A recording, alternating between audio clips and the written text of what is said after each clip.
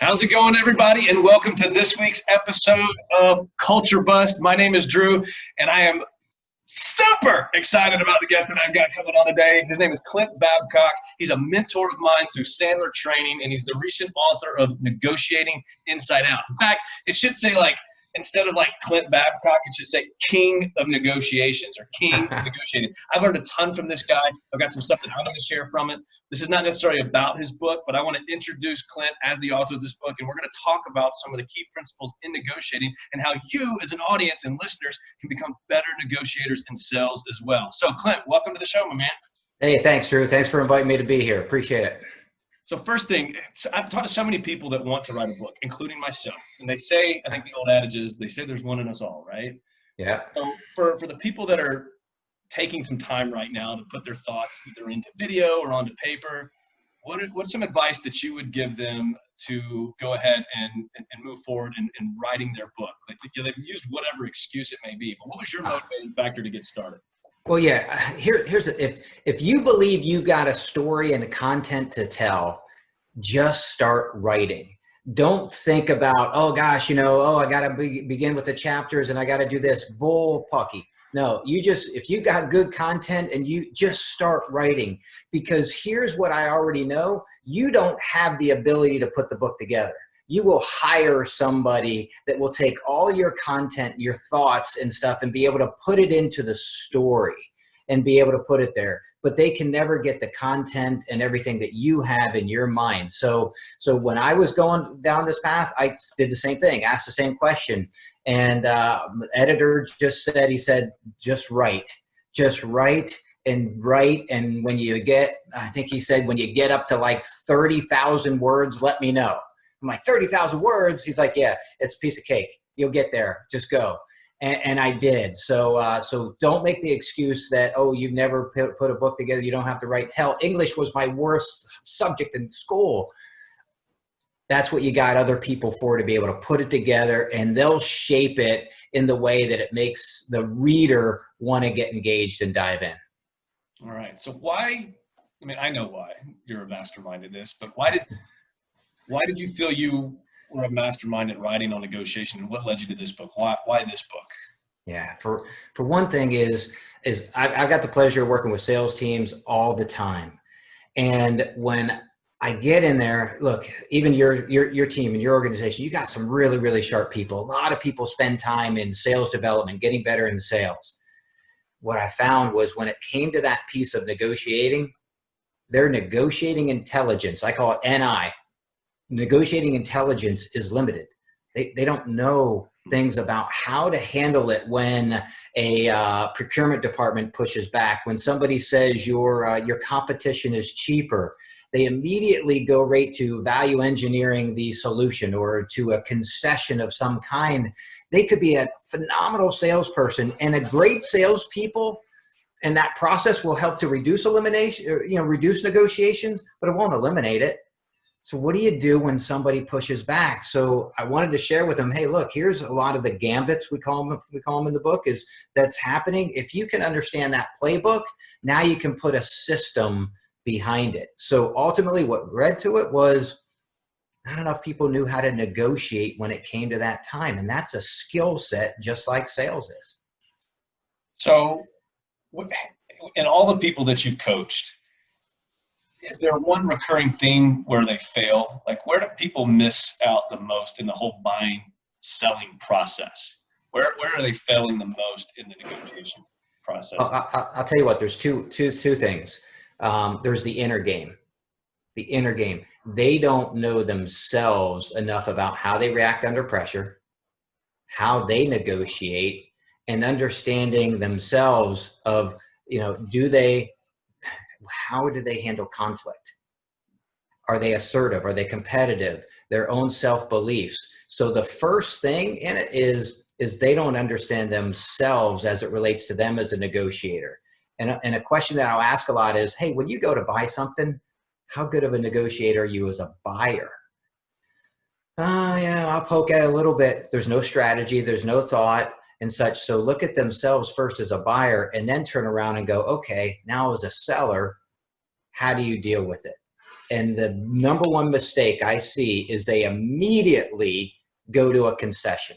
When somebody pokes at something, somebody says, hey, you know, your competition's a little bit higher, or, you know, or what can you do for us? Their first move is a concession of some kind, give something up. And they just don't have that process in that system. So that's the number one mistake. They immediately try to give something to make it happen. And then they also have a belief that it's about money. There's, you know, people are going to take a position, and then there's going to be the mission. You got to understand the difference. The mission is, what are they trying to accomplish? What's the pains? What's the solutions? The position is, I want a better price. Are you going to give it to me? I'm sure as hell going to ask.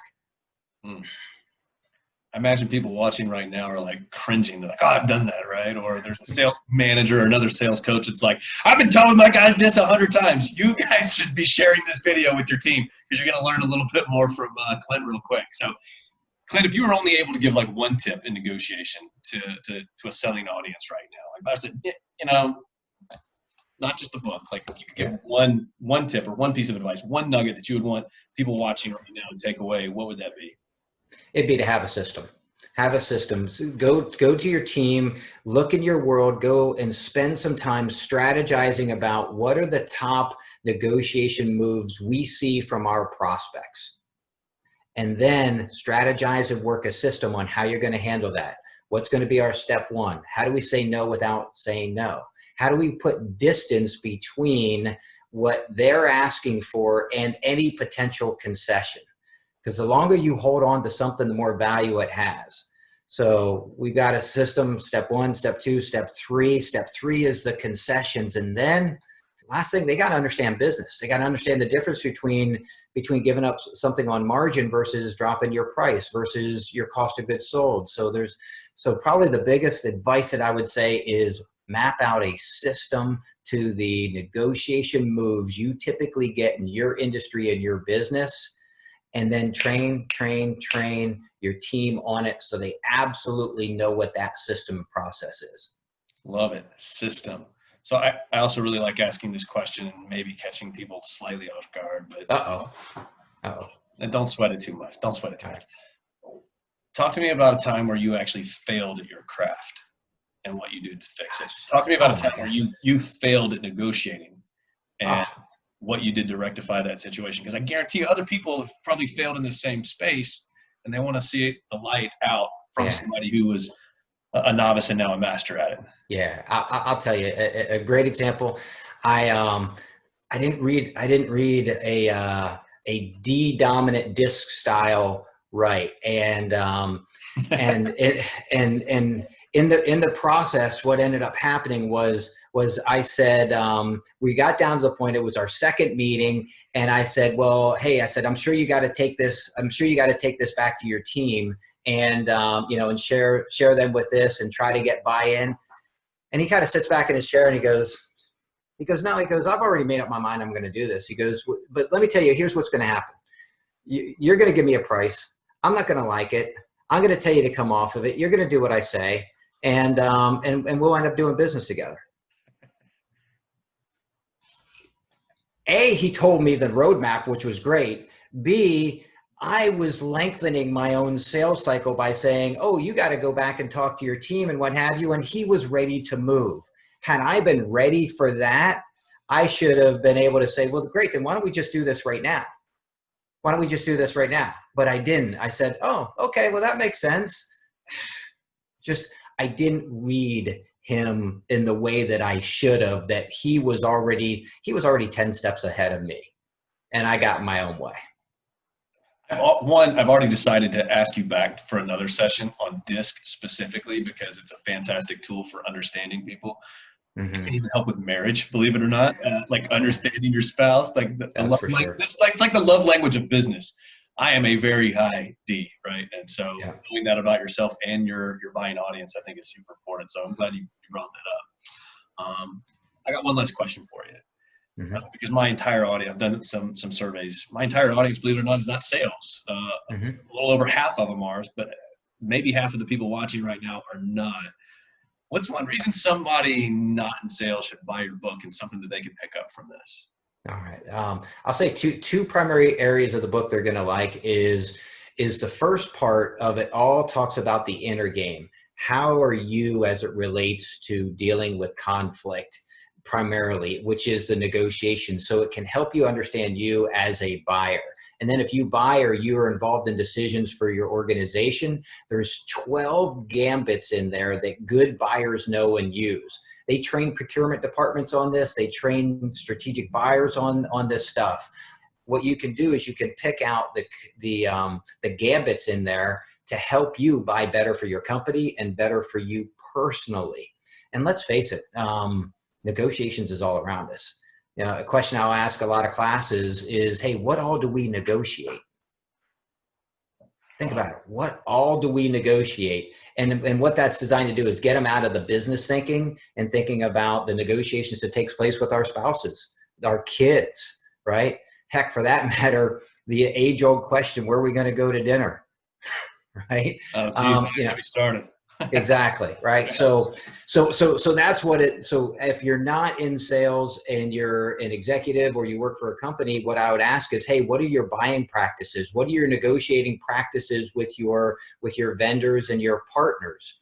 And you're going to have some great trusted advisors and partners that you'll realize, hey, we don't negotiate a whole lot because we trust them. And that's awesome. And then you're going to have some other vendors that you ought to be negotiating really, really hard for them, because what they deliver might be on in an area that you could get a better deliverable from somebody else. So you got to look at it both ways. We negotiate all the time as a buyer, and we negotiate, for those of us in sales, as a seller. What's our negotiating intelligence as it relates to that? And this book will help increase that. Man, Clint, thank you so much for being on. I mean, guys. My pleasure. The man, the myth, the legend in negotiation, and author of Negotiating Inside Out, Clint Babcock with Sandler, good friend and mentor of mine. Thank you guys for tuning into this week's episode of Culture Bust.